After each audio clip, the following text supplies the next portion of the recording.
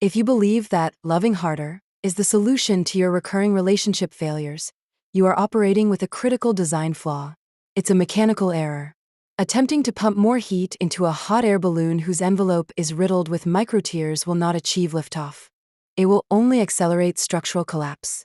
The problem isn't the intensity of your fire, it's the integrity of your vessel. Your flight system is compromised, and no amount of brute force can override faulty engineering. Welcome back, flight candidate.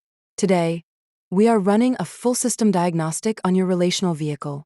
We will analyze the interconnected systems that determine your flight ceiling, stability, and navigational accuracy in love. This is the triple axis diagnostic. Pay close attention. Our first diagnostic is Axis 1, psychology, what I call the hardware. This is your nervous system, the very fabric of your vessel. According to the foundational work of John Bowlby on attachment theory, our earliest relational experiences program our neurological hardware. They establish our security threshold, the maximum level of intimacy the system can handle before it perceives a threat.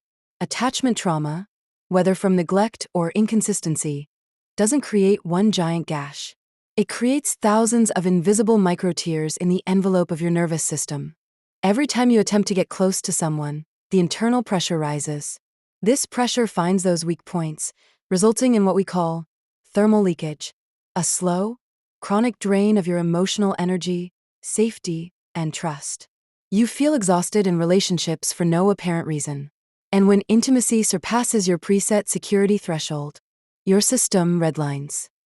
It triggers an emergency override, what psychologists call emotional flooding. Your logic circuits go offline, and the primal flight or fight system takes over.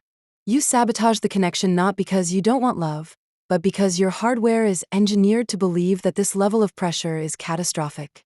It's a safety protocol that is catastrophically miscalibrated. Next, we analyze Axis 2, spirituality, the software. This is your core operating system, the energetic frequency that dictates your trajectory. We operate under what I term the Karmic seed principle, which functions like the law of resonance. Your vessel has a payload, and its weight is determined by your karmic load. Think of these as karmic sandbags, unresolved data packets from every previous flight failure, every crash landing in past relationships. These sandbags are not just memories, they are active energetic frequencies. They are the belief that you will be abandoned, the pattern of attracting unavailable partners, the subconscious expectation of betrayal. This payload creates the gravity trap. You are tethered to the ground by the dense frequency of your past. Liftoff requires a specific resonant frequency. You and a potential partner must achieve a harmonic resonance to ascend together. But if your software is running corrupted code, these karmic programs, it cannot generate the required frequency. You will either fail to launch, or you will attract a co-pilot whose software has the exact same bugs, ensuring you both recreate the same crash sequence. Recalibrating your software is not about wishful thinking. It's about debugging your core code to alter your fundamental energetic signature. Finally, we run diagnostics on Axis 3, relationships, the navigation system. This is about managing polarity and maintaining thrust. In engineering and in energy, stability is achieved through dynamic opposition, what ancient wisdom calls yin and yang. This is the principle of polarity. In a relationship, this is the interplay between masculine and feminine energies, the dynamic of leading and yielding, speaking and listening, initiating and receiving. When this dynamic is healthy, it creates a powerful magnetic field that generates lift. However, when both partners operate in the same energetic mode for too long, you experience polarity decay. The magnetic charges neutralize. The flight stalls. This is when you hear couples say, "We feel more like roommates." The propulsive force is gone. This decay is almost always caused by a failure in the communication system, specifically, a failure of the burner valve and airflow. The burner is your passion, your intimacy. It requires a precise mixture of fuel and air to fire. High-fidelity communication is the system that manages this mixture. When you fail to denoise your communication, when you allow assumptions, resentments, and unspoken expectations to create static and latency in the signal, you starve the burner of clean airflow. The flame sputters. The thrust fails. Without clear, High-fidelity data transmission between co-pilots.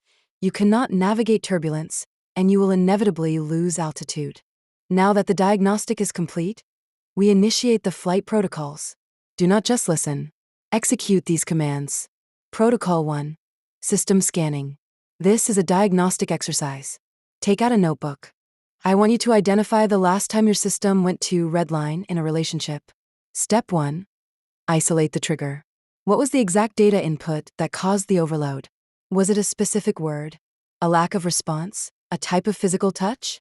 Be precise. Step 2. Map the physical response. Where in your body did you feel the alert? A tightening in the chest? Heat in your face? A pit in your stomach? This is your hardware's warning signal. Step 3. Trace the code. Ask your system, what older memory does this feel like? Do not judge the data that surfaces. Simply log it.